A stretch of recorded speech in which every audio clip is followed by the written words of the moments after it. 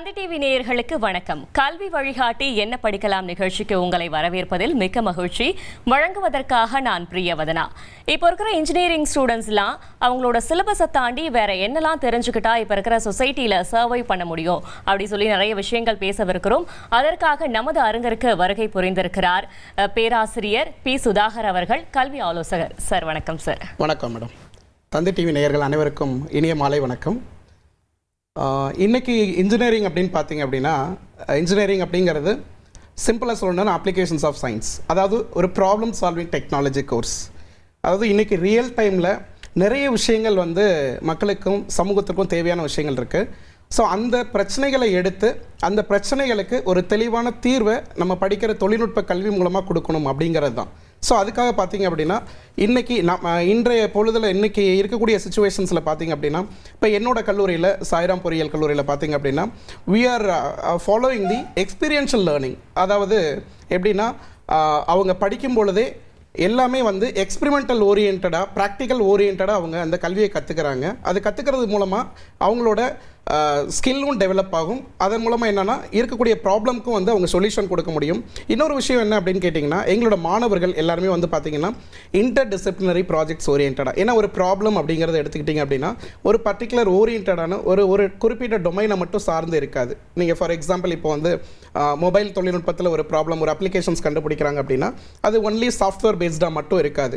அது அந்த டிவைஸோட compatibility check பண்ணும், அந்த டிவைஸோட டிசைனுக்கு தகுந்த மாதிரி இருக்கணும். ஸோ இந்த மாதிரி ஹார்ட்வேர் ரிலேட்டடாகவும் இருக்கும்.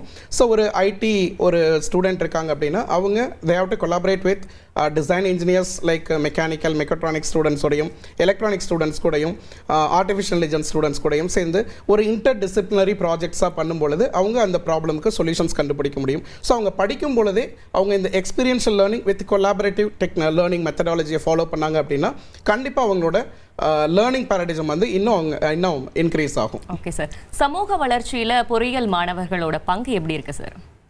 கண்டிப்பாக. ஏன்னா இன்றைக்கி நம்மளோட பாரத திருநாட்டில் பார்த்தீங்க அப்படின்னா இன்றைய பொழுதில் பார்த்தீங்க அப்படின்னா digital India, make in India, இந்த மாதிரி நிறைய விஷயங்களை முன்னெடுத்து போய்கிட்டு இருக்கிற காலகட்டங்களில் சமுதாய வளர்ச்சி அப்படிங்கிறது ரொம்ப ரொம்ப முக்கியம். அதில் இளைஞர்களின் பங்கு. இந்த இடத்துல நான் ஒரு முக்கியமான ஒரு விஷயத்தை சொல்லணும்னு நினைக்கிறேன். நம்மளோட பாரத பிரதமர் பண்டித ஜவஹர்லால் நேரு சொன்ன மாதிரி நாளைய இந்தியா இன்றைய இளைஞர்கள் கையில் அப்படின்னு சொல்லிட்டு. ஸோ இன்றைய இளைஞர்கள் அவங்களோட இன்ஜினியரிங் படிப்பில் அந்த தொழில்நுட்பத்தை படித்த படிப்பை கண்டிப்பாக ஒரு சமூகத்துக்கு பயன்படுற மாதிரி கொண்டு போய் சேர்க்கணும் அப்படிங்கிறது தான்.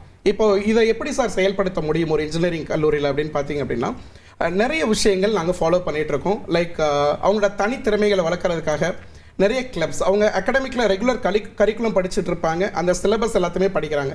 படித்த படிப்பை நான் ஏற்கனவே சொன்ன மாதிரி அப்ளிகேஷன்ஸ் ஆஃப் சயின்ஸ் தான் இன்ஜினியரிங் அப்படின்னு சொல்லிட்டு. ஸோ இதை எங்கேயாவது கொண்டு போய் அப்ளை பண்ணணும். அப்ளை பண்ணுறது எங்கே பண்ணுவாங்க அப்படின்னு கேட்டிங்கன்னா they have to go for the internships. So internships ரொம்ப ரொம்ப ரொம்ப முக்கியம். ஒரு மாணவர் படிக்கிறார் அப்படின்னா அவர் 4 வருஷம் படிப்பை முடிச்சுட்டு வெளியில் போகிறப்ப அந்த தொழில்நுட்பத்தை அவங்க கற்றுக்கிட்டு முழுமையாக அவங்க அந்த தொழில்நுட்பத்தோடு வெளியில் போனால் தான் சமூகத்துக்கு பயன்படுற மாதிரி இருக்கும். இதை எப்படி சமூகத்தோட கனெக்ட் பண்ணுறோம் அப்படின்னு பார்த்தீங்கன்னா நம்மளோட நியூ எஜுகேஷன் பாலிசியில் பார்த்தீங்கன்னா ஆர்பிஎல்னு சொல்லுவோம், recognition of prior learning.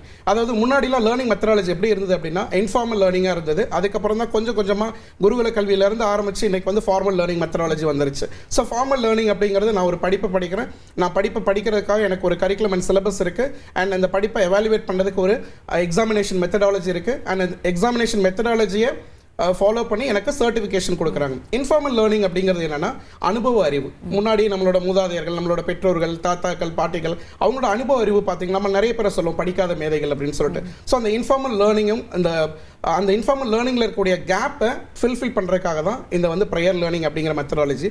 So இப்போ இந்த இன்டர்ன்ஷிப் அப்படிங்கிறது பார்த்திங்க அப்படின்னா இன்டர்ன்ஷிப் எப்படி ஃபாலோ பண்ணுறோம் அப்படின்னு பார்த்தீங்கன்னா நம்மளோட All India Council for Technical Education internship பாலிசினே ஒரு ஃப்ரேம் ஒர்க் கொடுத்துருக்காங்க. ஸோ அதில் இந்த இன்டர்ன்ஷிப் அப்படிங்கிறத நாங்கள் ஒரு 4 கேட்டகரி ஆஃப் இன்டர்ன்ஷிப்பாக மாணவர்களுக்கு கொடுத்துட்டு இருக்கோம். என்னென்ன மாதிரி அப்படின்னு பார்த்தீங்கன்னா ஃபர்ஸ்ட் இண்டஸ்ட்ரியல் இன்டர்ன்ஷிப்ஸ், அதாவது இவங்க படிக்கிறாங்க முதலாம் ஆண்டுலேருந்தே அந்த இன்டர்ன்ஷிப்பை பண்ணணும் அப்படிங்கிறது தான்.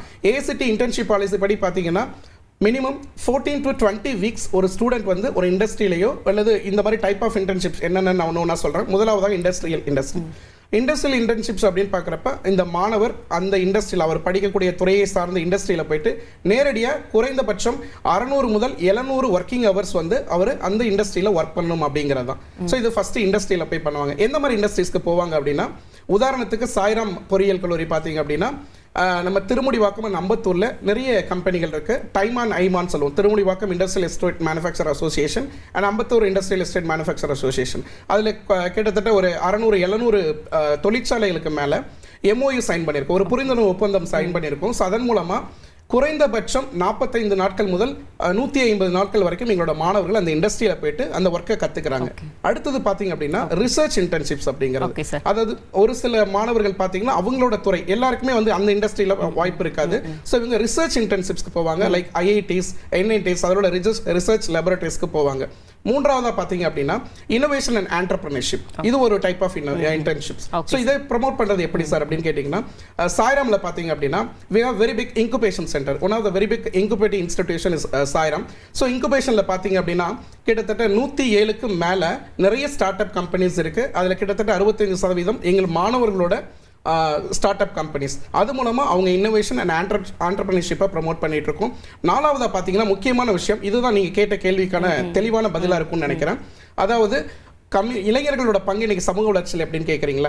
ஸோ இந்த கம்யூனிட்டியவும் இந்த இண்டஸ்ட்ரியும் எப்படி நம்ம கனெக்ட் பண்ணுறோம் அப்படின்னா through this higher education institutions மூலமாக தான். ஸோ அதுக்கு NGO and social responsibility activities இன்டர்ன்ஷிப்ஸ்னு சொல்லுவோம்.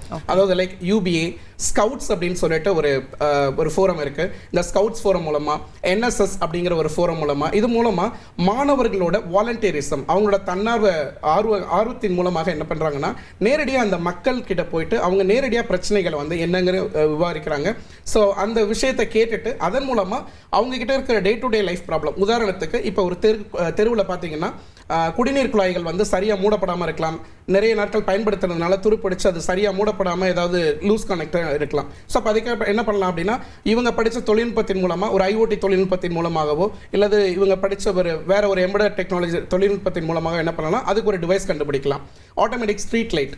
ஸோ இந்த மாதிரி சமூகத்திற்கு பயன்படுற மாதிரி இவங்க படித்த படிப்பை வந்து கொண்டு போய் சேர்க்க முடியும் அப்படிங்கிறது. இந்த நேரத்தில் நம்ம கூட ஒரு காலர் இணைஞ்சிருக்காங்க சார். தஞ்சாவூர்ல இருந்து பிரகதீஸ்வர் இணைஞ்சிருக்காங்க. பிரகதீஸ்வர், உங்களோட சந்தேகத்தை சார்கிட்ட கேட்கலாம். Hello, good evening sir. Good evening Pragadeeshwar, சொல்லுங்க சார். நான் இப்போ வந்து கரெக்டாக 12th படிச்சுட்டு இருக்கேன். ஜேஇக்காக ப்ரிப்பேர் பண்ணிட்டு இருக்கேன் sir. Suppose IIT NIT seat கிடச்சிச்சுன்னா எது வந்து பெஸ்ட்டாக இருக்கும் சார் படிக்க? கண்டிப்பாக நீங்கள் JEE அப்படிங்கிறப்ப மெயின்ஸ் அண்ட் அட்வான்ஸ்டு ரெண்டுமே அட்டன் பண்ணுவீங்க. மெயின்ஸ் கிளியர் பண்ணிங்கன்னா அடுத்து அட்வான்ஸ்டு போவீங்க. மெயின்ஸ் கிளியர் பண்ணீங்க அப்படிங்கிறப்ப உங்களுக்கு NITs அந்த மாதிரி கல்லூரிகள் NITஸில் இருக்கக்கூடிய இந்தியாவில் இருக்கக்கூடிய கிட்டத்தட்ட ஒரு 30க்கும் மேற்பட்ட NITஸில் உங்களுக்கு பொறியியல் படிக்கிறதுக்கான வாய்ப்புகள் இருக்குது. அதே மாதிரி அட்வான்ஸ்டு கிளியர் பண்ணீங்க அப்படின்னா IITஸில் இந்தியன் இன்ஸ்டியூட் ஆஃப் டெக்னாலஜின்னு சொல்லக்கூடிய IITஸில் படிக்கக்கூடிய வாய்ப்புகளும் உங்களுக்கு நிறையவே இருக்குது. ஸோ நீங்கள் இப்போ ஆல்ரெடி வந்து JEE எக்ஸாம்ஸ் முடிஞ்சிருச்சுன்னு நினைக்கிறேன். நீங்கள் 12வது இப்போ படிக்க போகிறீங்களா இல்லை படித்து முடித்துட்டீங்களா? ஹலோ, இப்போ தான் சார் 12th படிச்சுட்டு இருக்கேன். இப்போ அதாவது 11th 12th போகிறீங்க கரெக்டாக? ஆமாம் சார். ஓகே தம்பி. அட்வான்ஸ்டு விசஸ் நீங்கள் நல்லா ப்ரிப்பேர் பண்ணுங்க. JEEல 2 லெவல் எக்ஸாம்ஸ் இருக்கு, மெயின்ஸ் அண்ட் அட்வான்ஸ்டு எக்ஸாம். மெயின்ஸ்ல நல்ல மார்க் எடுத்து NIT போகுதுன்னு நினச்சி அதில் படித்தோம்னா அதில் பெஸ்ட் கோர்ஸ்னா எது சார்? பெஸ்ட் கோர்ஸுங்கிறது பார்த்தீங்க அப்படின்னா உங்களுக்கு என்ன முதல்ல திறமைகள் இருக்குது அப்படிங்கிறத பாருங்கள். உங்களோட இன்ட்ரெஸ்ட்டுக்கு தகுந்த மாதிரி நீங்கள் கோர்ஸை சூஸ் பண்ணுங்கள். ஏன்னா பொறியியல்னு எடுத்துட்டிங்கன்னா கிட்டத்தட்ட 113க்கு மேற்பட்ட கோர்சஸ் இருக்குது. நம்மளுக்கு தெரிந்தது ஒரு 10லேருந்து 15 கோர்சஸ் தான். Computer science, data science, machine learning, mechanical, civil, electrical இப்படின்னு சொல்லிட்டு இதை தவிர நிறைய கோர்சஸ் இருக்குது. நிறைய ஸ்பெஷலைசேஷன் கோர்சஸ்லாம் இருக்குது.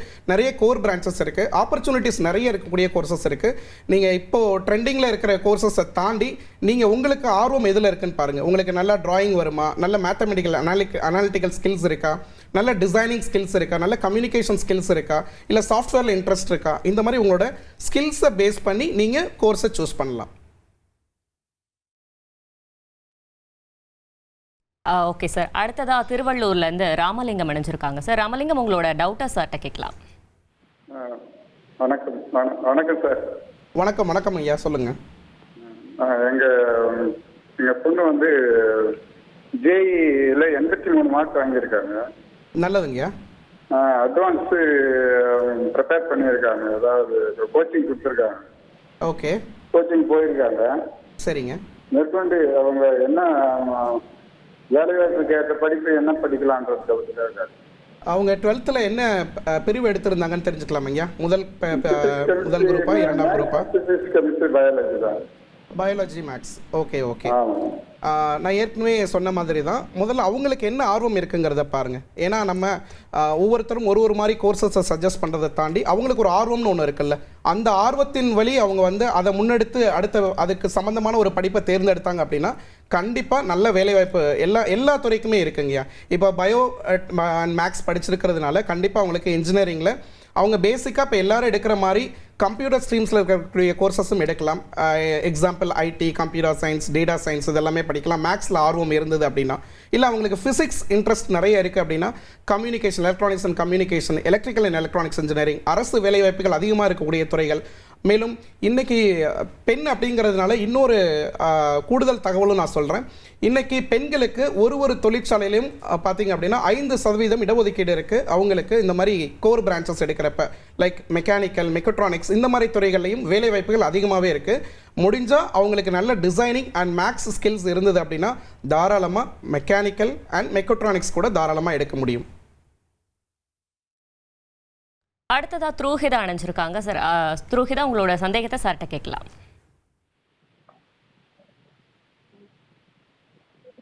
ஹலோ. வணக்கம், சொல்லுங்கம்மா த்ரோஹிதா. ஹலோ சார், இப்போ வந்து நான் டெக்ஸ்டைல் 12th முடிச்சுட்டேன். டெக்ஸ்டைல் இன்ஜினியரிங் எடுக்கலான்னு இருக்கேன். ஆனால் வந்து எடுக்காமல் இல்லையான்னு டவுட்டாக இருக்குங்க சார். 12th என்ன பிரிவுமா படிச்சிருந்தீங்க? ஃபர்ஸ்ட் குரூப்பா செகண்ட் குரூப்பா? சிஎஸ் மேக்ஸுங்க sir. CS maths second group படிச்சிருக்கீங்க. எவ்வளவு கட் ஆஃப் மதிப்பெண்கள் நீங்கள் எதிர்பார்க்குறீங்க?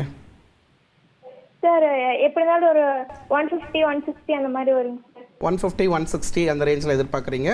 ஓகே, நீங்கள் விருப்பம் எடுக்கணும்னு நினைக்கிறது வந்து டெக்ஸ்டைல் டெக்னாலஜிங்களா? ஆமாங்க சார். ஆனால் வந்து சில பேர் வந்து இதுக்கு ஸ்கோப் இருக்குங்கிறாங்க. ஆனால் வந்து இதுக்கு முன்னாடி படிச்சவங்க வந்து அதுக்கு ஸ்கோப் இல்லை, அவ்வளோக்கா ஜாப் இருக்காது, நீங்கள் வேற வேணா எடுத்து படிங்க அப்படிங்கிறாங்க. ஆனால் எனக்கு இன்ட்ரெஸ்ட் இருக்காது, எடுக்கலாமா வேணாமா ஒரு டவுட்டே இருக்குங்க சார். கண்டிப்பாக 100% நீங்கள் எடுக்கலாம். ஸ்கோப் அப்படிங்கிறது அறியாமையில் சொல்கிறது தான் ஒரு விஷயம்தான். எல்லா துறைக்குமே இருக்குது. நம்ம இன்றைக்கி உட்காந்து இவ்வளோ மாடர்னாக, இவ்வளோ பெரிய டெக்னாலஜியில் இவ்வளோ மாடர்னாக நம்ம வியர் பண்ணி நல்ல க்ளோத்ஸ்லாம் போட்டுட்ருக்கோம். ஸோ இவ்வளோ பெரிய விஷயங்கள் நடக்குது அப்படின்னா பின்னாடி இருக்கக்கூடிய தொழில்நுட்ப வல்லுநர்களும் அதற்குரிய பொறியாளர்கள் தான். ஒரு மாடர்னும் டிசைனிங்கும் வரதுக்கு அவங்க எவ்வளவோ சிரத்தை எடுத்துக்கிட்டு இருக்காங்க. ஸோ நிறைய கல்லூரிகள் அந்த மாதிரி படிப்புகள் கிடையாது. குறைந்தபட்சம் எனக்கு தெரிஞ்சு தமிழ்நாட்டில் 440 பொறியியல் கல்லூரிகளில் 20க்கும் குறைந்த கல்லூரிகளில் தான் அந்த டெக்ஸ்டைல் டெக்னாலஜிஸ் இருக்குது. கோயம்புத்தூர் பேஸில் இருக்கக்கூடிய காலேஜஸில் நீங்கள் எடுத்தீங்க அப்படின்னா உங்களுக்கு எக்ஸ்போஷரும் நிறைய இருக்கும். மிகப்பெரிய கல்லூரிகள்லாம் இருக்குது. அந்த மாதிரி உங்களுக்கு வாய்ப்பு கிடைச்சதுன்னா அந்த மாதிரி கல்லூரி நல்ல மதிப்பெண் எடுத்தீங்கன்னா நீங்கள் கண்டிப்பாக அந்த மாதிரி கல்லூரியில் எடுக்க முடியும்.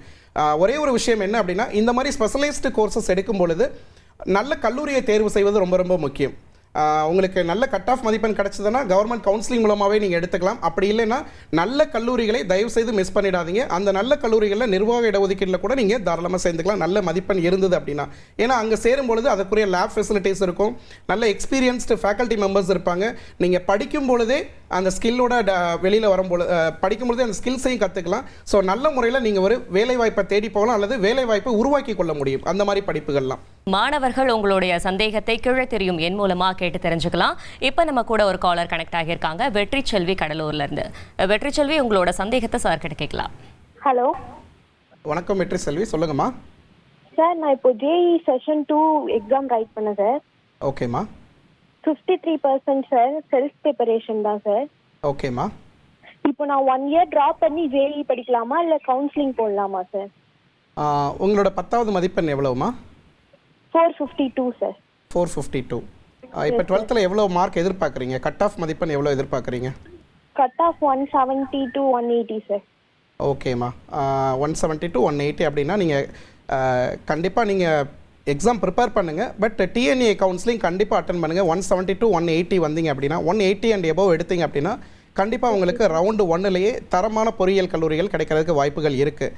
நீங்கள் கண்டிப்பாக உங்களுக்கு ரொம்ப பேஷனேட்டாக நான் ஐஐடிஸ் என்ஐடிஸில் தான் படிக்கணும் அப்படின்னா உங்களுக்கு சில வழிமுறைகள் தெரிஞ்சிருந்தது, இல்லை வசதிகள் இருந்தது அப்படின்னா நீங்கள் வந்து ப்ரிப்பரேஷன்ஸ் ஏதாவது ஒரு கோச்சிங் சென்டர் மூலமாக ஐஐடிஸ் என்ஐடிஸ்க்கு நீங்கள் ட்ரை பண்ணலாம் ப்ரிப்பரேஷன்ஸ் இது பண்ணி.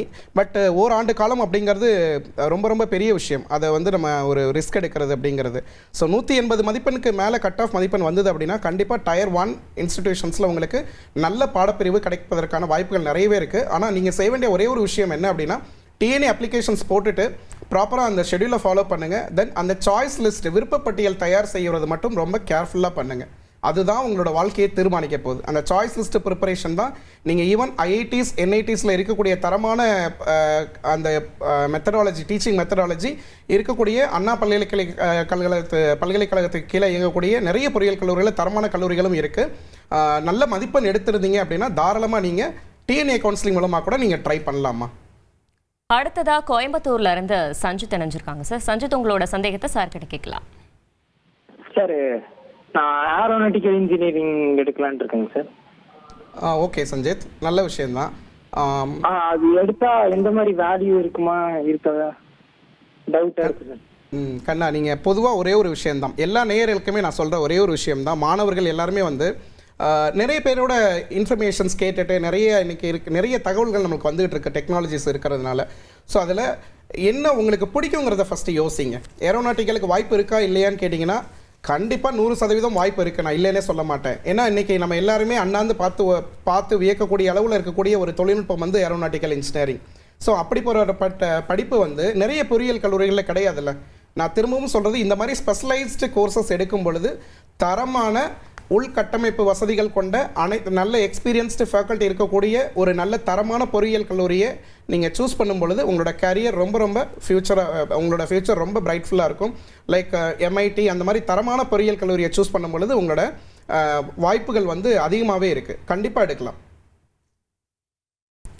ஓகே சார், காலேஜஸ் வந்து இளைஞர்களையும் தொழிற்சாலைகளையும் இணைக்கும் பாலமாக செயல்படுது, எப்படி செயல்படுது சார்? கண்டிப்பாக. ஏன்னா இன்றைக்கி இருக்கக்கூடிய இன்ஜினியரிங் காலேஜஸ் பார்த்தீங்க அப்படின்னா படிப்பை மட்டும் போதிச்சா பத்தாது. நாங்கள் திரும்ப எங்களோட கல்லூரியில் வலியுறுத்தக்கூடிய ஒரு விஷயம், எங்கள் கல்லூரிக்குள்ளே வந்தீங்கன்னாவே அப்படின்னு பார்த்தீங்கன்னா அங்கங்கே சில பதாதைகள் வச்சுருப்போம். என்ன அப்படின்னா சஸ்டைனபிள் டெவலப்மெண்ட் கோல்ஸ்ன்னு சொல்லிட்டு நீடித்த வளர்ச்சிக்கான இலக்குகள். ஸோ நம்ம ஒரு 17 இலக்குகளை வந்து அடையாளப்படுத்தியிருக்காங்க யூஎன்லேருந்து. ஸோ அந்த இலக்குகளை நோக்கிய பயணமாக தான் நம்ம கல்லூரியில் நடக்கக்கூடிய ஒவ்வொரு ஆக்டிவிட்டீஸையும் நாங்கள் பண்ணிகிட்ருக்கோம். ஏற்கனவே நான் நிகழ்ச்சியில் சொன்ன மாதிரி இந்த இன்டர்ன்ஷிப்ஸில் பார்த்தீங்க அப்படின்னா என்ஜிஓ அண்ட் சோஷியல் ரெஸ்பான்சிபிள் இன்டர்ன்ஷிப்ஸ்னு ஒன்று இருக்குது. ஸோ அந்த இன்டர்ன்ஷிப்ஸை எப்படி நம்ம இம்ப்ளிமெண்ட் பண்ணுறோம் அப்படின்னா through Unnat Bharat Abhiyan, NSS, scouts, இந்த மாதிரி நிறைய ஃபோரம்ஸ் மூலமாக ஸ்டூடெண்ட்ஸை அந்த பீப்புளோட கனெக்ட் பண்ணுறோம். நேரடியாக அந்த கம்யூனிட்டியோட கனெக்ட் பண்ணுறாங்க. இவங்க படித்த படிப்பை கொண்டு போயிட்டு அந்த தொழில்நுட்பத்தை கொண்டு போய் அந்த மக்களுக்கு பயன்படுற மாதிரி கொண்டு போகிறாங்க. இதில் இன்னொரு விஷயம் என்ன அப்படின்னு கேட்டிங்கன்னா institution will bridge between the community and the industries. இந்த கம்யூனிட்டியில் போயிட்டு என்ன அப்படின்னு கேட்டிங்கன்னா இப்போ அந்த கம்யூனிட்டி பீப்புளுக்கு ஒரு எம்ப்ளாயபிலிட்டியை ஜென்ரேட் பண்ணி கொடுக்க முடியும். இது மூலமாக அவங்களுக்கு ஒரு வேல்யூ ஆடட் எஜுகேஷன்ஸை கொடுக்க முடியும். ஆல்ரெடி படிச்சிருப்பாங்க, பள்ளி படிப்போடு நிப்பாட்டியிருப்பாங்க, அவங்களுக்கு ஒரு தொழில்நுட்பத்தை கற்றுக் கொடுக்கலாம், அவங்களுக்கு ஒரு வேலை வாய்ப்பை உருவாக்கி கொடுக்கலாம். அதன் மூலமாக அவங்களோட வாழ்க்கை தரம் உயரும், அந்த கிராமத்தோட வாழ்க்கை தரமும் உயர்வதற்கு நிறைய விஷயங்கள் வந்து நம்ம மாணவர்கள் மூலமாகவே பண்ண முடியும். கண்டிப்பாக இந்த மாதிரி விஷயங்கள் மூலமாக த்ரூ உன்னத் பாரத் அபியான், ஸ்கவுட்ஸ், இப்போ உதாரணத்துக்கு பார்த்தீங்க அப்படின்னா உலக புகழ்பெற்ற, அதாவது உலக அளவில் பார்த்தீங்கன்னா குளோபல் லெவல் ஜம்பூரின்னு சொல்லிட்டு ஒரு ஈவெண்ட் நடந்தது.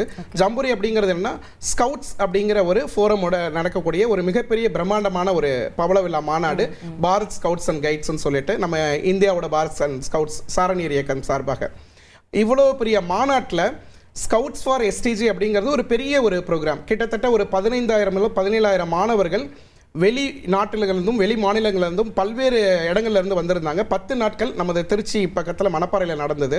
அதில் குளோபல் டெவலப்மெண்ட் வில்லேஜ் அப்படின்னு சொல்லிட்டு ஒரு மிகப்பெரிய ஒரு பிரம்மாண்டமான ஒரு வில்லேஜை கிரியேட் பண்ணியிருந்தோம். இந்த வில்லேஜை கிரியேட் பண்ணது யாருன்னு கேட்டிங்கன்னா சாய்ராம் இன்ஸ்டிடியூஷன்ஸ்.